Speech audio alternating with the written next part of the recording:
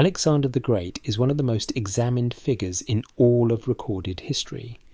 In the span of barely more than 10 years, he dismantled the largest empire the ancient world had ever produced, carried Greek language and culture from the shores of the Aegean to the edge of the Indian subcontinent, and altered the trajectory of civilization so permanently that its effects are still traceable today. For more than 2,000 years, historians, generals, and kings have studied him, imitated him, and argued about him. He began as a 20-year-old inheriting a kingdom on the verge of chaos, and died 13 years later as the ruler of a world empire. In the centuries after his death, his legend only grew. He became the founding myth of successor kingdoms, the aspirational model for Roman emperors, and the chivalric ideal of medieval romance. Later, he was recast as a tragic figure, a man who achieved everything ambition could reach and was destroyed by it. Today, the view is more complicated still. He is acknowledged as perhaps the greatest battlefield commander in history, but he is also recognised as a man of deep contradictions, capable of extraordinary mercy and extraordinary cruelty, driven by rational strategic genius, and yet guided by omens and divine prophecy, feared in one city, celebrated in the next. Before we go further, consider subscribing to the channel and drop a comment below. Do you think Alexander's greatest weapon was his army or his mind? By the end of this story, you may have a different answer than the one you would give right now after we examine one chapter of his campaign that defies everything we assume about how conquest works. By the autumn of 336 BC, the kingdom Alexander inherited was balanced on a knife's edge. His father, Philip II of Macedonia, had been cut down by an assassin's blade on the eve of launching history's most audacious military campaign, the full-scale invasion of the Achaemenid Persian Empire. The crown passed suddenly and dangerously to a 20-year-old king. What Alexander inherited was formidable but fragile. He had the Macedonian army, the most sophisticated military machine in the Greek world, built on Philip's reformed phalanx, and a devastating heavy cavalry arm. He had a cadre of seasoned generals, commanders who had spent decades at war, and he held a Macedonian bridgehead already established in Western Asia Minor, manned by 10,000 troops under Parmenion and Attalus. But each of these assets came with a string attached. Attalus was already a problem. Within days of Philip's death, records indicate that Demosthenes of Athens, Alexander's most outspoken opponent, had sent private letters to Attalus urging him to move against the new king. Attalus, wary, forwarded the letters to Alexander as a gesture of submission. Alexander was not appeased. Attalus was executed.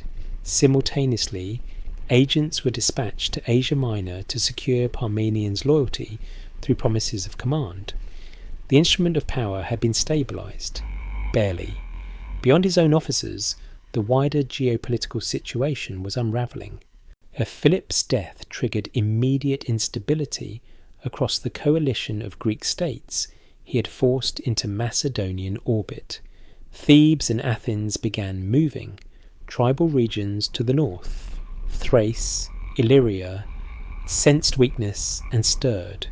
His advisers urged caution. Alexander chose the opposite. He took 3,000 hand-picked cavalry and drove south along the coastal road at a pace that left calculation behind. Arriving at the Vale of Tempe, he found the mountain pass held against him by a strong Thessalian force. Another commander might have negotiated. Alexander had his men carve footholds into the seaward face of Mount Ossa, rode his entire force over the ridge, and appeared behind the Thessalian line before they had time to respond. Their submission was immediate. He pressed on without breaking stride. At Thermopylae, he was declared hegemon of the Amphictyonic League. Within days, he had materialized outside the walls of Thebes, shocking the city into temporary submission. Athens, before it could organize any coherent opposition, sent envoys north, pledging loyalty. In the space of weeks, a kingdom teetering on collapse had been locked back into order by sheer, relentless forward momentum. What followed?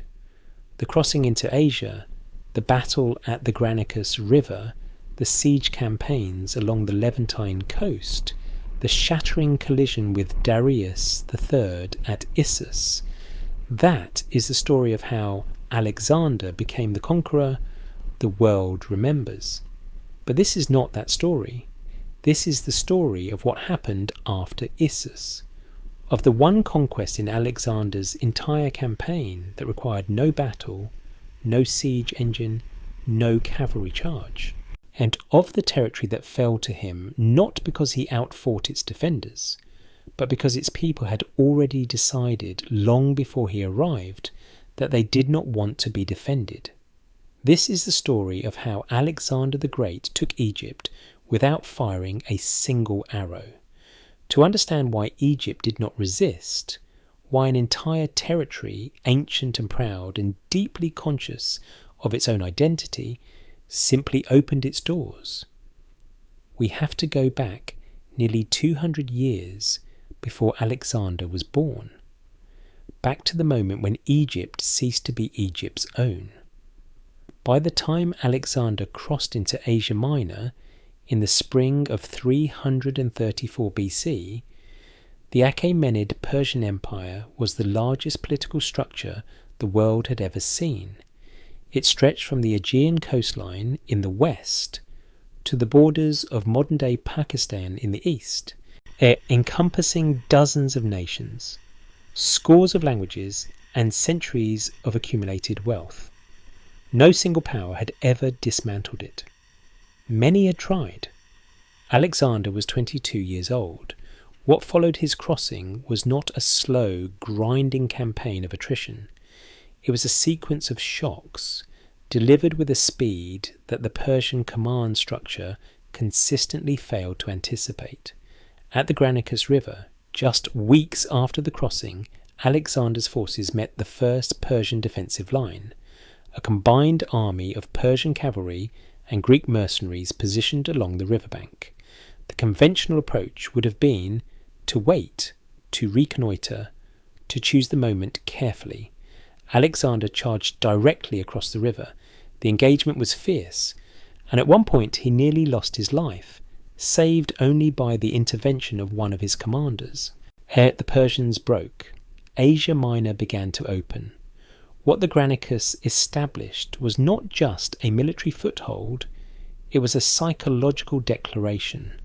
The Persian High Command now understood that Alexander did not operate according to the expected logic of caution and calculation. He pressed advantages the moment they appeared, accepted personal risk as a matter of course, and moved faster than responses could be organised against him. The campaign moved south and east through Asia Minor, liberating Greek coastal cities from Persian control, laying siege where necessary, accepting surrender where offered. City by city, the western provinces of the empire shifted. By 333 BC, Alexander had driven deep into the heart of Persian-controlled territory, and it was there, at Issus, near the northeastern corner of the Mediterranean, that he met Darius III himself. Darius III was not a weak ruler. He had stabilized a Persian throne that had been convulsed by assassination and internal conflict, and he commanded resources that dwarfed anything Alexander could field. At Issus, he brought an army that ancient sources describe as vastly larger than the Macedonian force. He chose his ground deliberately, positioning his line across a narrow coastal corridor where Alexander's superior cavalry could not execute the wide flanking movements that had proved so devastating at Granicus. It was not enough. Alexander identified the gap between Darius's left flank and the mountains, drove his companion cavalry through it with devastating force, and turned the Persian line from within. The battle collapsed. Darius fled the field, leaving behind not only his army, but his mother, his wife, his daughters, and his royal treasury. Alexander treated the captured Persian royal family with conspicuous dignity, a calculated act that would define his reputation in the territories ahead. The flight of Darius did not end the war. He was still alive, still in command of the empire's eastern resources, and still capable of raising another army.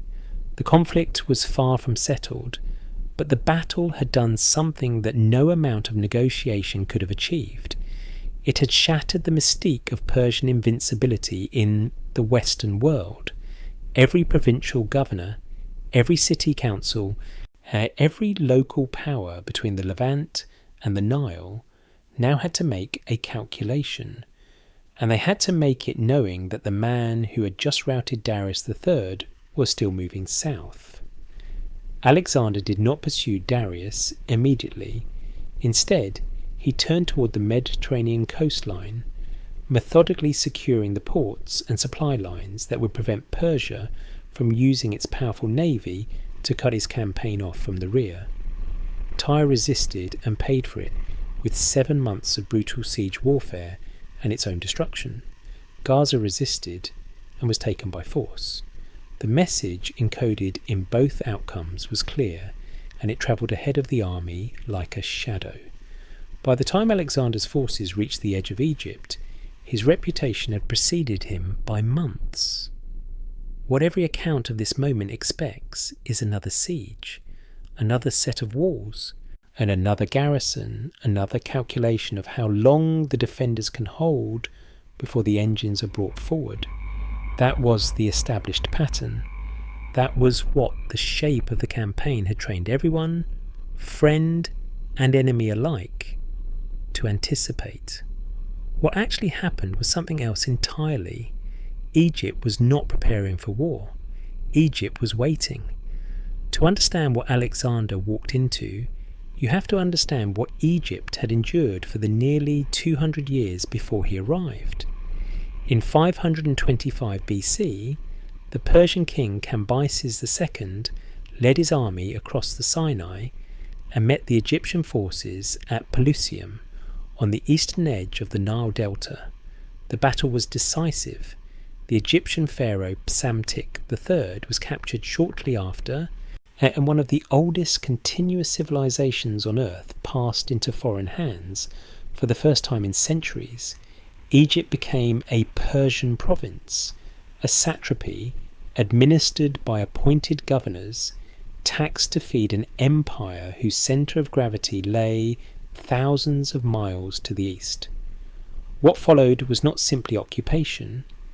It was a collision between two civilizations that could not have been more different in how they understood authority, religion, and the proper relationship between a ruler and the people he governed. Persian imperial administration operated through a satrap system. Regional governors, appointed by the king in Persepolis, empowered to collect taxes, maintain order, and represent royal authority across vast distances. The system was efficient by the standards of the ancient world. It was also, from the Egyptian perspective, profoundly alien. Egypt had its own ancient bureaucratic tradition, its own administrative language, and most critically, its own theological framework for what legitimate rule actually meant. A pharaoh was not merely a political authority, he was a divine intermediary, the living embodiment of order in the universe, whose relationship with the gods sustained the annual flood of the Nile and the fertility of the land itself. Persian governors, regardless of their competence, occupied none of that symbolic territory. They were administrators collecting revenue for a foreign king, nothing more. The taxation alone generated sustained resentment. Egypt was extraordinarily productive. The Nile Delta was the breadbasket of the ancient Mediterranean, and Persian extraction of that productivity was substantial. Grain, precious metals, shuln and labour flowed out of Egypt toward Persepolis. What returned in exchange was, in the eyes of most Egyptians, very little. But it was the religious dimension that cut deepest. The Egyptian priesthood was not simply a religious institution in the modern sense.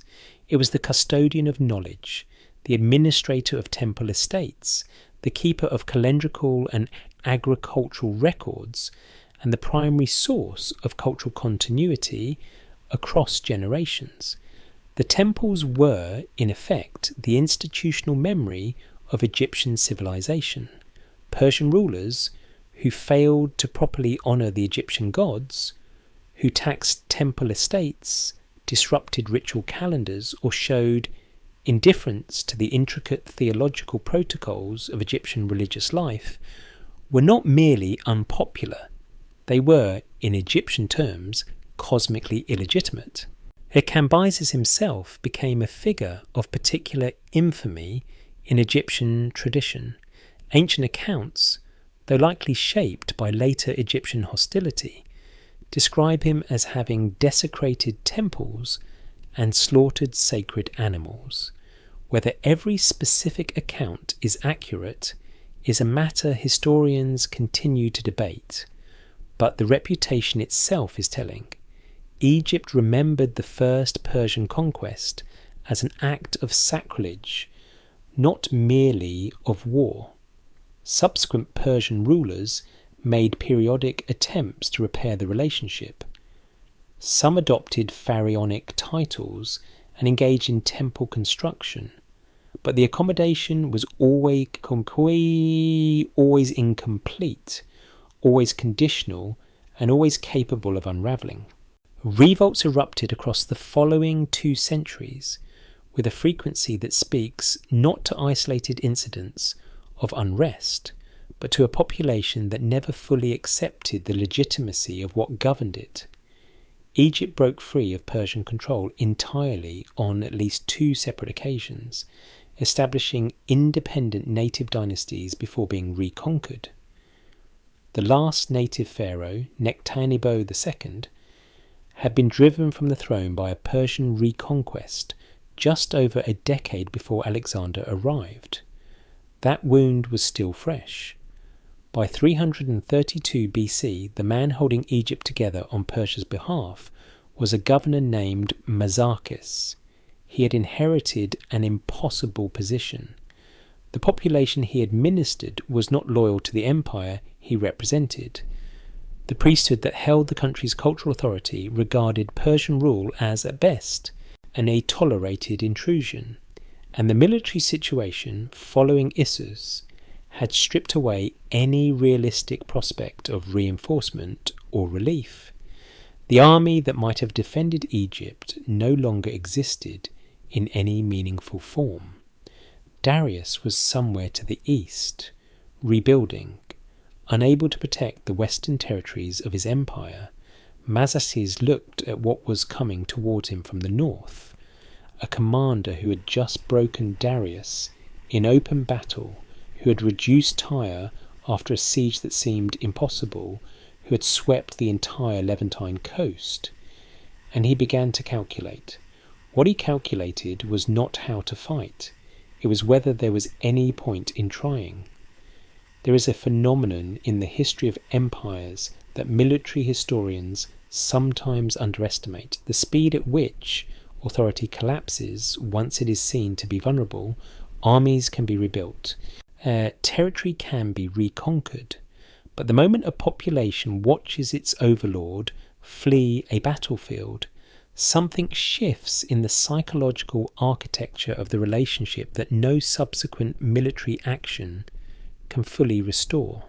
Issus was that moment for the Persian Empire's western provinces, when Darius III abandoned his chariot and rode east on horseback, leaving his army to dissolve behind him, leaving his family in the hands of the enemy, leaving the entire western half of his empire without direction or defence. The news did not stay on the battlefield. It moved. It travelled along trade routes and military roads, carried by merchants, by retreating soldiers, by the ordinary apparatus of information that connected the ancient Mediterranean world. It reached the coastal cities of the Levant before Alexander's army did.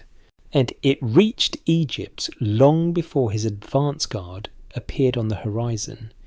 And what that news communicated was not simply that Persia had lost a battle. Persia had lost battles before and recovered.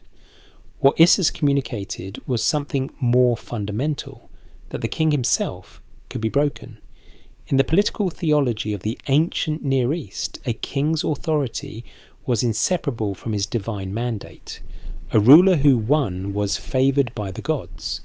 A ruler who fled, who abandoned his mother, his wife, his children, and his treasury on a battlefield, had, in the eyes of the populations watching from a distance, visibly lost something that could not be reclaimed by raising a new army. The Achaemenid claim to rule rested not only on military power, but on a projection of cosmic legitimacy. Darius's flight did not merely weaken that claim, it punctured it. For Egypt, this mattered in ways that went beyond the immediate military calculation. The country had spent the better part of 2 centuries being governed by an empire it regarded as a foreign intrusion. That intrusion had been tolerated in part because Persian military power was a reality that could not be wished away, because the cost of sustained resistance had repeatedly proved higher than the cost of compliance. The revolts had come, and the reconquests had followed. The calculus of submission was not loyalty, it was pragmatism. Egypt submitted because Persia was strong enough to enforce submission. The moment Persia visibly ceased to be strong enough, that calculus changed entirely. The chronologies of the campaign indicate that by the time Alexander was completing his siege operations along the Levantine coast, reducing the island fortress of Tyre, then moving on Gaza, the Persian administrative structure in Egypt was already functionally isolated. The lines of communication between Mazaces in Memphis and whatever remained of Central Persian authority had become, in practical terms, meaningless. Darius was in no position to send reinforcements.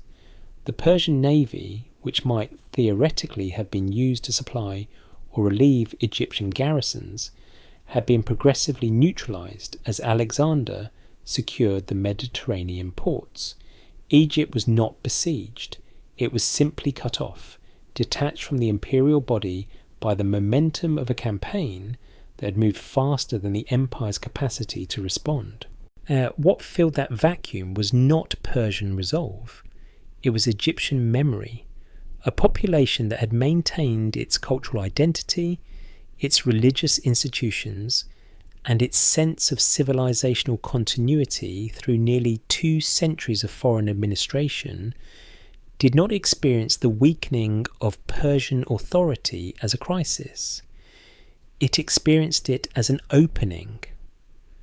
The priesthood that had endured Persian indifference to Egyptian theological tradition, the administrative class that had operated under foreign governors, the ordinary population that had paid taxes to an empire that offered nothing in return, all of them were now watching the situation with a kind of alert, calculating attention that had very little to do with loyalty to the regime they nominally served.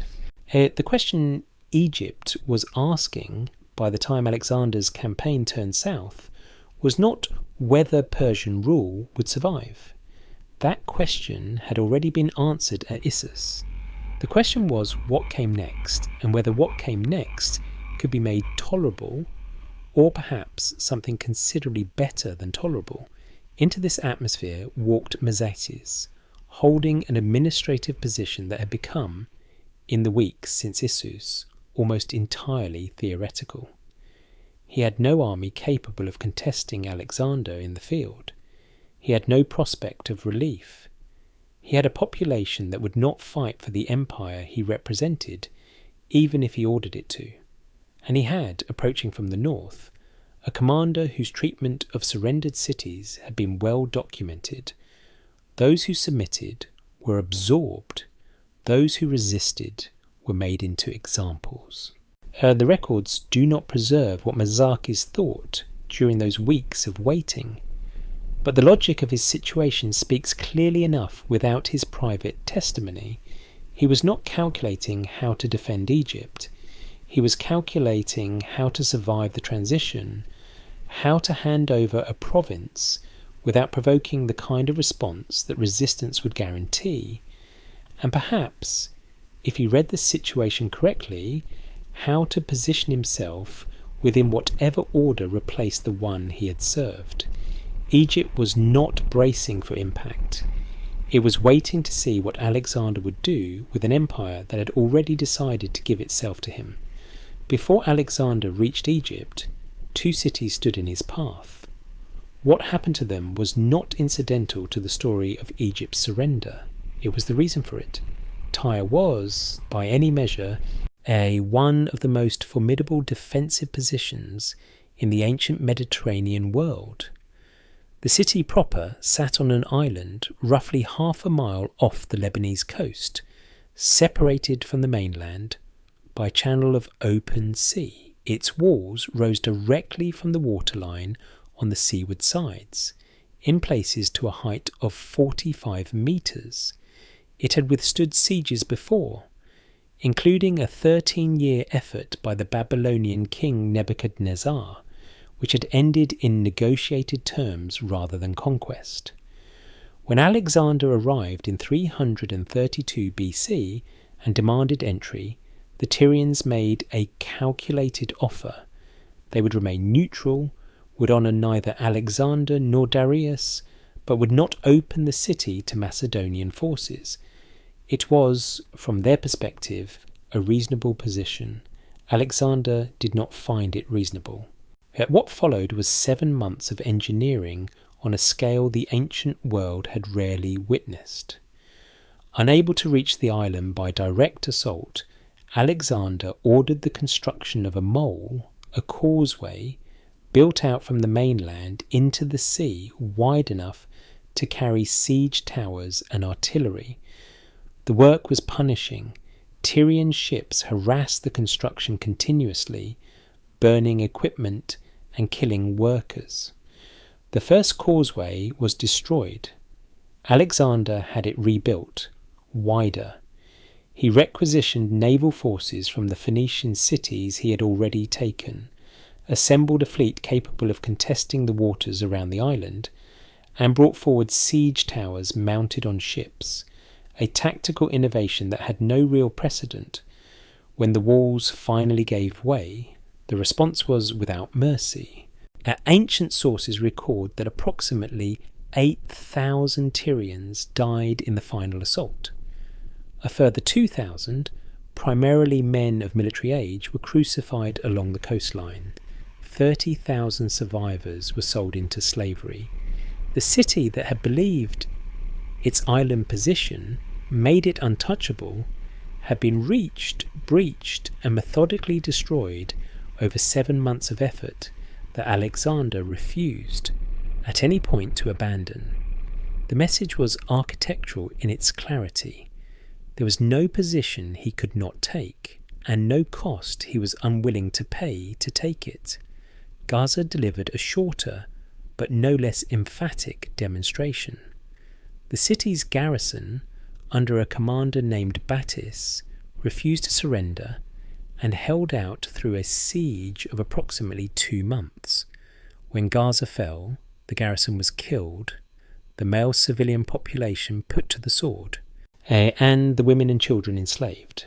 Battus himself, according to ancient accounts, was executed with a deliberate brutality intended to be remembered.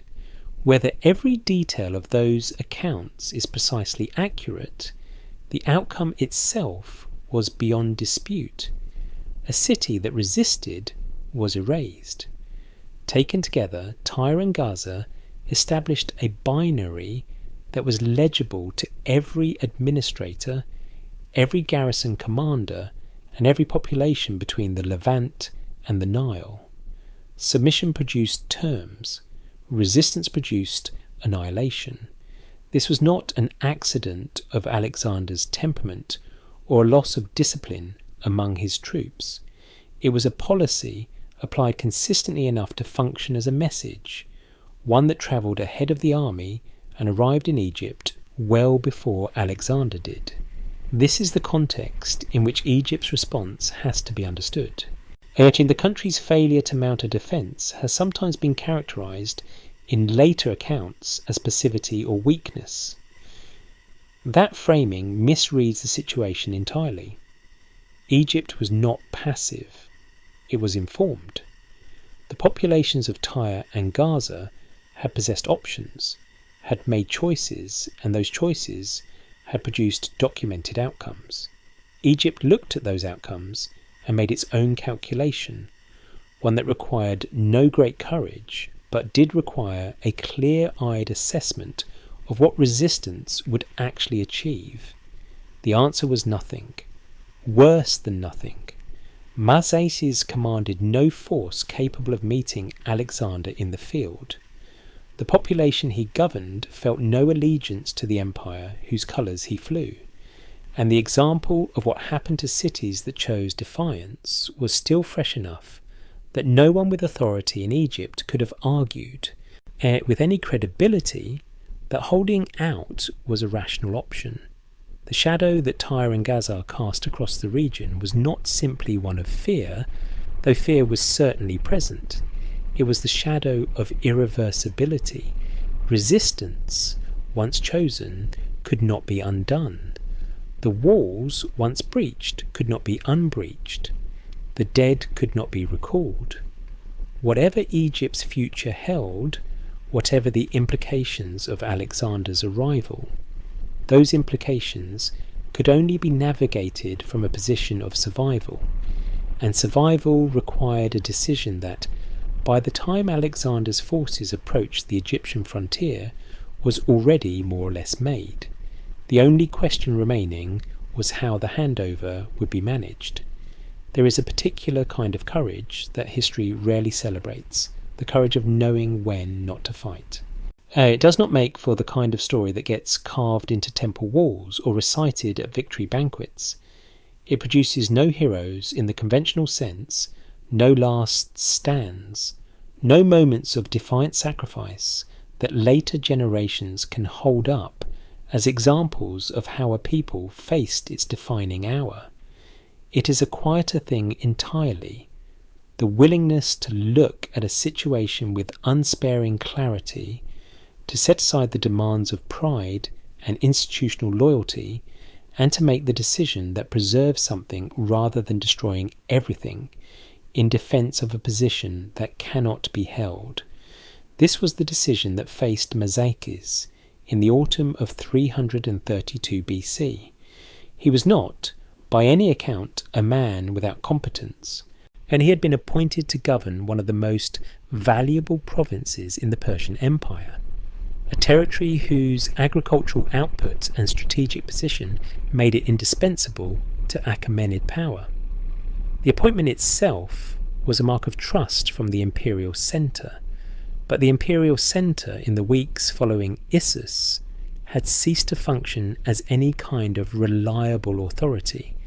Darius was rebuilding somewhere in the east, unable to communicate meaningfully with provinces that were now effectively on their own. The administrative chain that connected Memphis to Persepolis had not been formally severed. It had simply become irrelevant. What Mazaces possessed in practical terms was this: a garrison force insufficient to contest Alexander's army in open battle, a population with no interest in fighting on Persia's behalf, a priesthood that regarded the current administration as a tolerated inconvenience at best, and the recent, vivid examples of Tyre and Gaza as evidence of what happened to those who chose defiance. Against this he could weigh whatever remained of his personal loyalty to an empire that could neither support him nor reach him. The assessment did not take long to resolve. What makes Mazaces' decision historically remarkable is not that it was made. The logic of his situation made some form of accommodation almost inevitable, but how completely it was executed.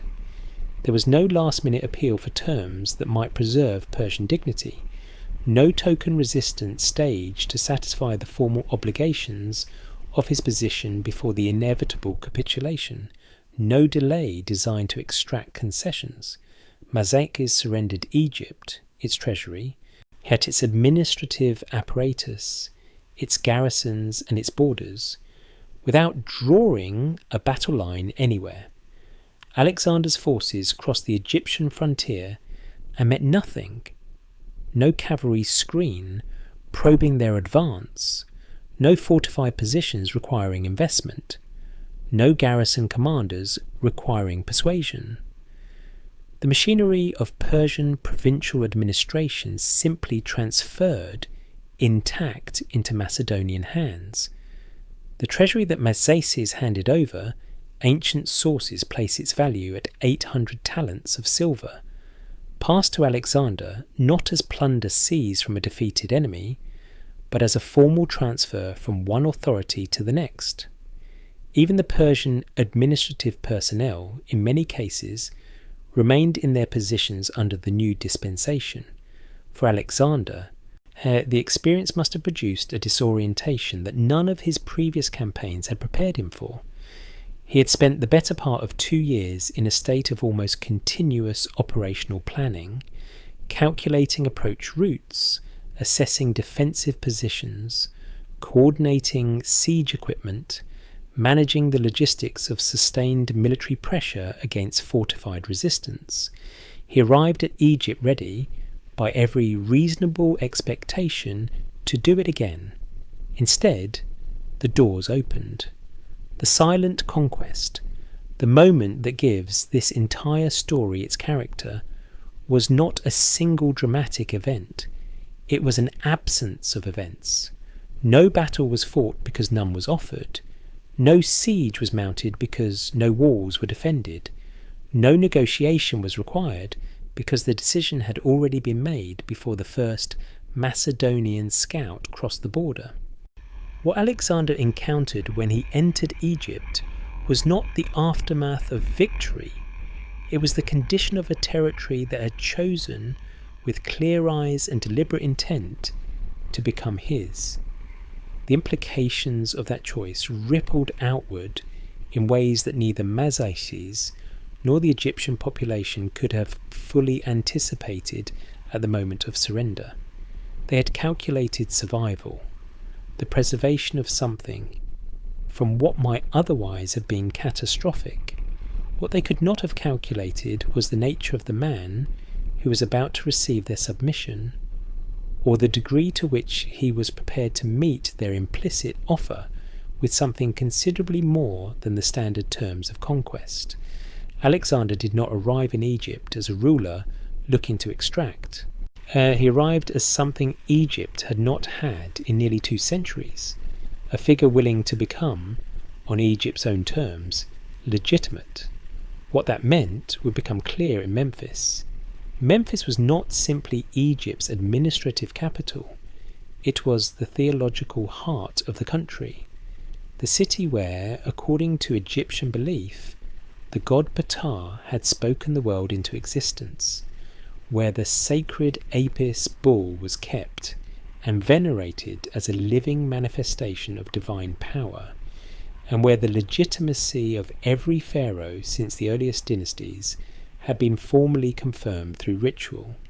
To enter Memphis was to enter a city that understood authority in entirely different terms from anything the Macedonian or Persian worlds had produced.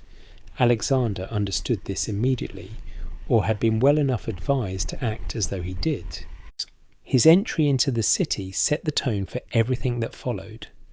Rather than arriving as a foreign conqueror, taking possession of a trophy province, Alexander presented himself in terms the Egyptian population and its priesthood could recognize and interpret within their own framework.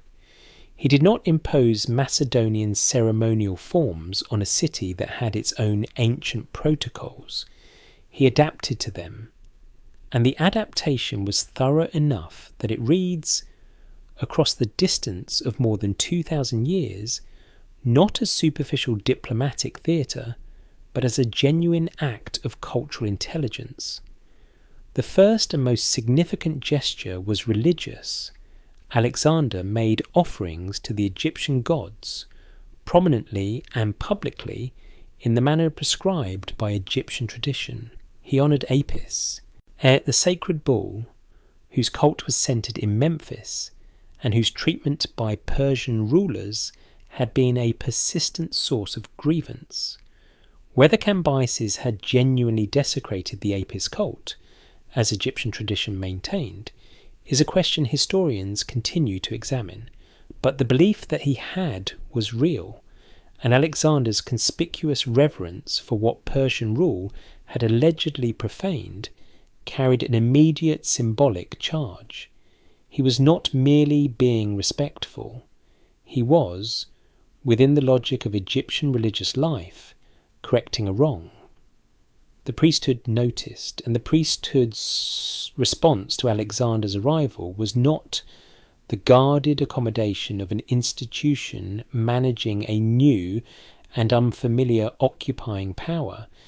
It was, by the available accounts, something considerably warmer, an institutional embrace extended toward a ruler who had, in the space of his first days in Memphis, demonstrated more theological attentiveness than most of his Persian predecessors had managed across decades. This alignment with the priesthood was not incidental to Alexander's consolidation of Egypt. In a society where the temples functioned as the primary custodians of legitimacy, knowledge and cultural continuity, the priesthood's endorsement was the closest thing Egypt had to a transfer of genuine authority. Military control could be imposed by any sufficiently powerful army, but the kind of authority Alexander was building in Memphis, the kind that did not require a garrison on every corner to maintain, could only be conferred by the institutions that Egyptians themselves recognized as legitimate. What followed was the formal confirmation of that authority. In Memphis, Alexander was crowned pharaoh. The coronation was conducted according to Egyptian ritual, not Macedonian custom. He received the double crown of Upper and Lower Egypt, the symbolic unification of the two kingdoms that Egyptian royal ideology had maintained since the first dynasties. He was accorded the full suite of pharaonic titles, inscribed in hieroglyphs on the temple walls in the traditional formulas. He was identified, as every legitimate pharaoh before him had been, as the earthly embodiment of Horus and the successor of the gods.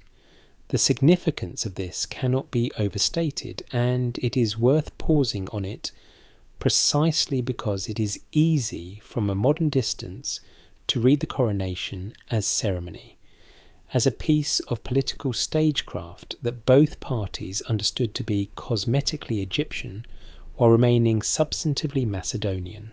That reading underestimates what was actually happening. Egyptian theological and political identity were not separable things. A man who had undergone the rituals, received the titles, and been acknowledged by the priesthood was not pretending to be pharaoh within an Egyptian framework of understanding. He was pharaoh. The distinction between the symbol and the reality did not exist in the way a secular modern perspective might assume. What Alexander had achieved in Memphis was therefore something qualitatively different from what he had achieved anywhere else in his campaign. Tyre and Gaza had been taken by force and held by right of conquest. Asia Minor had been liberated from Persian control and administered under Macedonian authority. But Egypt had not been conquered in any of the conventional senses of the word. It had been transferred and then, through the mechanism of the coronation, transformed. The relationship between ruler and territory was no longer one of occupier and occupied. It was, within the terms that Egyptians themselves applied to such things, legitimate. The result was something Alexander's campaign had not previously produced. Not a subdued population monitored by garrisons, but a country that had, through its own institutions and its own theological vocabulary, accepted him as its rightful ruler. Egypt was not holding its breath, waiting for an opportunity to reverse the situation. It had arrived at a conclusion, and that conclusion pointed, with a logic that Alexander was already beginning to follow, toward the desert. The coronation in Memphis had given Alexander political legitimacy within Egypt, and what he went looking for in the western desert was something that no coronation ceremony, however ancient its protocols, could fully provide. The oracle of Amun at Siwa was not a local institution. Its reputation extended across the entire Greek and Egyptian worlds, consulted by Croesus of Lydia, referenced by Pindar, regarded by Greeks and Egyptians alike as one of the most authoritative divine voices in the known world. Siwa itself sat deep in the Libyan desert, roughly 500 kilometers west of the Nile Delta, a journey across some of the most inhospitable terrain in the ancient world, with no reliable water sources along significant stretches of the route, and temperatures capable of killing men and animals with a speed that left little margin for navigational error. Alexander chose to make the journey anyway.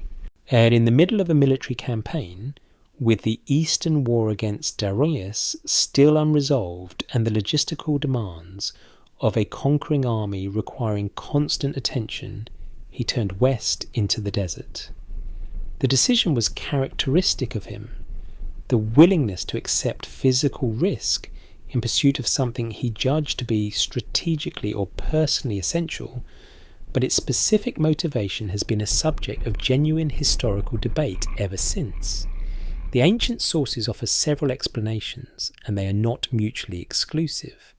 Some suggest Alexander was following the example of the great rulers and heroes who had consulted the oracle before him, establishing himself in a lineage of figures whose authority had been divinely confirmed. Others suggest the journey was politically calculated, that being declared the son of a god would cement his authority not only in Egypt, but across the Persian territories he intended to claim, where divine kingship was an established component of legitimate rule. Still others suggest something more personal, that Alexander, who had grown up with the belief, encouraged by his mother Olympias, that his true father was not Philip of Macedon, but a god, was seeking confirmation of an identity he had always half believed. The journey nearly killed the expedition before it reached its destination. Ancient accounts describe the party losing their way in the featureless desert terrain, running critically low on water, and surviving what should have been fatal navigational failures through what the sources characterize as divine intervention. Ravens guiding the march, rain falling unexpectedly to replenish supplies. Whether these accounts reflect literal events or the retrospective mythologizing of a journey that was already acquiring legendary status, the physical ordeal was real.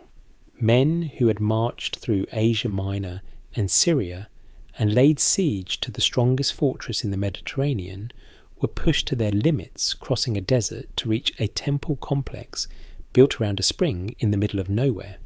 Siwa, when they reached it, was extraordinary in the way that all remote sacred places are extraordinary, its isolation amplifying its atmosphere, the abruptness of its green oasis landscape against the surrounding desert, producing an effect on exhausted travellers that purely architectural grandeur could not have matched.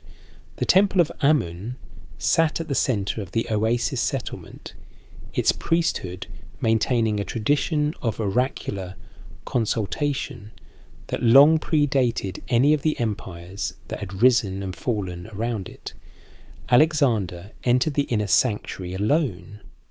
What passed between him and the priests of Amun in that private consultation has never been precisely recorded. Alexander himself reportedly declined to share the full content of what he was told, saying only that he had received the answer he desired and would reveal it to no one until he returned to Macedonia, a condition he never fulfilled, dying before any such revelation was made. What emerged from the sanctuary, however, and what the priests communicated publicly in the aftermath of the visit, was unambiguous in its essential content. Alexander was declared the son of Amun. In Egyptian theological terms, this was not a metaphor. The pharaoh had always been understood as the son of the gods in a literal and cosmological sense, not merely chosen by the divine, but descended from it. By extending this recognition to Alexander, the priests of Siwa were doing something with precise and calculable implications. They were placing him within the same sacred lineage as every legitimate Egyptian ruler since the earliest dynasties, while simultaneously confirming an identity that carried weight in the Greek world, where being the son of a god meant something distinct but equally significant.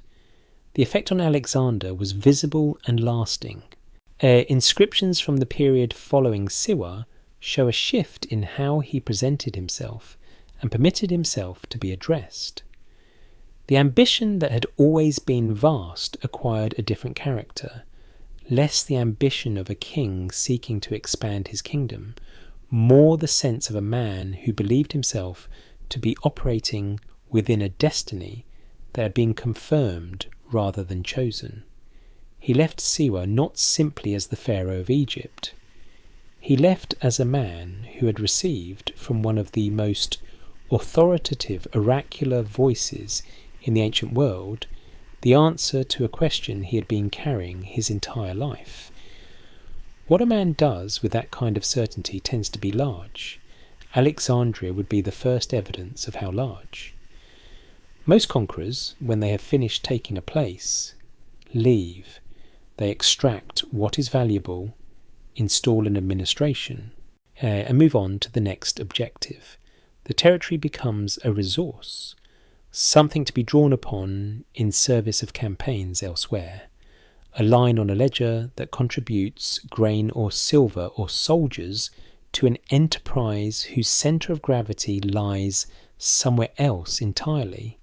Alexander did something in Egypt that had no real precedent in his campaign, and arguably very little precedent in the ancient world's tradition of conquest. More broadly, before he left, he built. The site he chose was on the Mediterranean coast, at the western edge of the Nile Delta, a narrow strip of land between the sea to the north and Lake Moreotis to the south, where a small Egyptian settlement called Rakotis had existed for generations without particular distinction. To a casual observer, it was not an obvious choice. It was not the site of an existing major city. It was not a traditional centre of Egyptian religious or political life. Memphis had those qualities. Alexandria, which did not yet exist, had something different: position. The geography, examined carefully, was close to ideal for the kind of city Alexander appears to have been imagining. The Mediterranean coastline provided direct access to the Greek world and the broader maritime trade networks of the ancient sea. The proximity of Lake Mareotis connected the site to the Nile system, and through it to the interior of Egypt and the trade routes that ran south towards sub-Saharan Africa. The island of Pharaohs, sitting just offshore, offered natural protection for a harbour, and would eventually carry one of the most famous structures of the ancient world. The land itself was narrow enough to be defensible. The prevailing winds and currents, favourable for shipping in both directions. Ancient sources record that Alexander involved himself personally in the planning, walking the outline of the future walls, marking out the positions of the major public spaces, indicating where the temples and the marketplace should stand. When the chalk he had been using to mark the ground ran out, grain from the army's supplies was used instead, and when birds descended and ate the grain, the priests accompanying the expedition reportedly interpreted the omen as favourable, a sign that the city would nourish many peoples. Whether Alexander found this reassuring or simply convenient, he accepted the interpretation and continued. What he was designing was not a garrison town or a forward operating base. At the scale and the intentionality of the planning, the grid layout, the provisions for a major harbour, the allocation of space for temples to both Greek and Egyptian gods, indicates something considerably more ambitious. He was designing a capital, not merely a capital of Egypt, but a point of connection between the Greek and Egyptian civilizational worlds, a city that would function simultaneously in both registers, drawing on the commercial and intellectual energies of each. The fusion was deliberate and structurally embedded. Greek architectural forms and urban planning principles were applied to a site that incorporated Egyptian religious traditions, temples to Isis and Serapis, a syncretic deity that merged Egyptian and Greek theological identities would become central to the city's spiritual life. The population that Alexandria was intended to attract was explicitly diverse. Greeks, Egyptians, Jews, Phoenicians, and others, drawn by trade and opportunity to a city that was designed from the beginning to be cosmopolitan rather than ethnically exclusive. This is where the silent conquest reveals its deepest logic. A territory taken by force produces at best a subdued population and a flow of extracted resources. What Alexander had achieved in Egypt through Mesekes's surrender, through the priesthood's endorsement, through the coronation in Memphis, and the oracle's declaration at Siwa, was a relationship of a fundamentally different kind. Egypt had not been subdued, it had been engaged, and because it had been engaged rather than crushed, it was now capable of becoming something more than a province. Alexandria was the physical expression of that possibility. It was the monument to what the silent conquest had made available, not just a military foothold or an administrative unit, but a platform for something that outlasted Alexander's empire, outlasted the Ptolemaic dynasty that succeeded him, and continued to shape the intellectual and cultural life of the Mediterranean world for centuries, after every army that had marched through Egypt had dissolved into history. He spent a relatively short time on Egyptian soil before the demands of the Eastern Campaign pulled him north and east, back toward Darius and the unfinished business of the Persian heartland. But he left behind a city whose influence would eventually exceed that of almost any battle he ever won. The conqueror had become a builder, and the builder had, in that act, secured a form of permanence that no victory in the field could have purchased. Alexander left Egypt in the spring of 331 BC and never returned.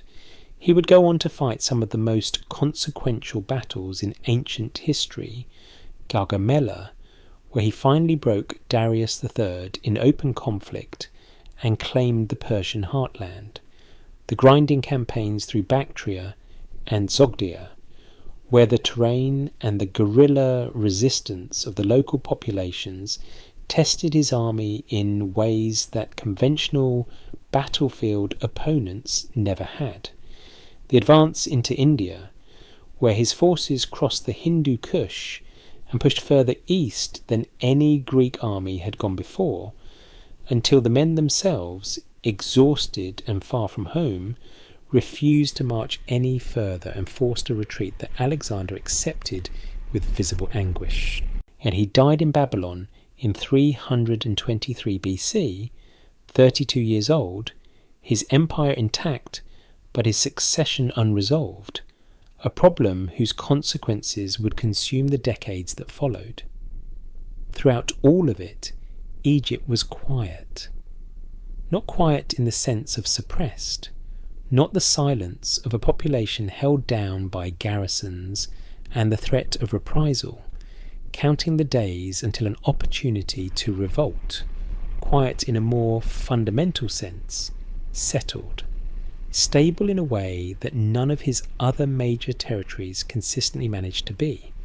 While Bactria required repeated military interventions to maintain, while the Greek cities of Asia Minor navigated complex and occasionally volatile relationships with Macedonian authority, while the Persian heartland absorbed the trauma of conquest with understandable difficulty, Egypt simply continued. And its agricultural system functioned, its temples operated, its administrative apparatus, largely preserved intact through the transfer of power, processed the business of governing one of the most productive territories in the ancient world without generating the kind of friction that required constant military attention. No rebellion of consequence emerged from Egypt during Alexander's lifetime. No city required besieging a second time. No priesthood issued declarations of resistance. No local commander attempted to use the empire's eastern entanglements as cover for reassertion of independence. The territory that had cost Alexander nothing to acquire cost him almost nothing to keep, a stark contrast with regions he had bled to conquer and continued to bleed to hold. The reason for this stability was not geographical or economic. Though both factors played a role, it was relational.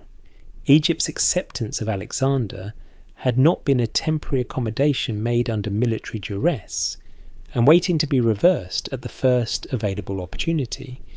It had been a genuine transfer of legitimacy conducted through the mechanisms that Egyptian civilization itself recognized as authoritative, and it had produced a relationship between ruler and territory that was qualitatively different from anything that military conquest alone could have generated. This is the insight that Egypt offers. Across more than 2,300 years of distance, to anyone willing to sit with it long enough to let it resolve, power, in its most durable form, is not extracted from people. It is conferred by them. The authority that is imposed at sword point requires a sword to maintain it, endlessly, expensively, with no natural terminus. The authority that is conferred through legitimacy, through the recognition by a population's own institutions and on its own terms, that a ruler belongs within the framework of how that population understands the world, is self-sustaining in a way that force never is. It does not require continuous enforcement because it is not experienced as imposition. It is experienced as order. Alexander understood this in Egypt in a way that he understood it nowhere else in his campaign. Or more precisely, Egypt presented him with conditions that made it possible to act on an understanding that his approach elsewhere rarely had the opportunity to demonstrate. And he arrived at a moment when Persian legitimacy had already collapsed, when Egyptian institutional memory was primed to recognise and welcome a ruler who engaged with it on its own terms, and when his own reputation for mercy toward the submitted, as well as destruction of the resistant, made the calculus of acceptance straightforward. All the pieces were in alignment. What Alexander provided was the intelligence to recognise the alignment and respond to it correctly. He did not impose himself on Egypt. He allowed Egypt to incorporate him into its theological framework, its royal tradition, its sense of what legitimate authority looked like and where it came from. And in doing so, he achieved something that none of his battlefield victories, for all their brilliance, had produced: a conquered territory that did not know it had been conquered. The rest of his campaign was defined by war, by the long, brutal, magnificent, costly business of taking things from people who did not want to give them up, of breaking armies, reducing fortifications, crossing impossible terrain, holding together an alliance of Macedonians and Greeks and Persians that strained continuously under the weight of its own internal contradictions. He conquered Persia with strategy and steel. He pushed into India with a determination that eventually outran even his own army's willingness to follow. But Egypt he conquered with something rarer than tactical genius and harder to replicate than military courage. He conquered it with understanding. He burned cities that defied him. He broke kings who stood against him. But in Egypt, the one territory that looked at what was coming and chose to open its doors, he achieved the most complete victory of his career, and he never had to draw a sword to do it.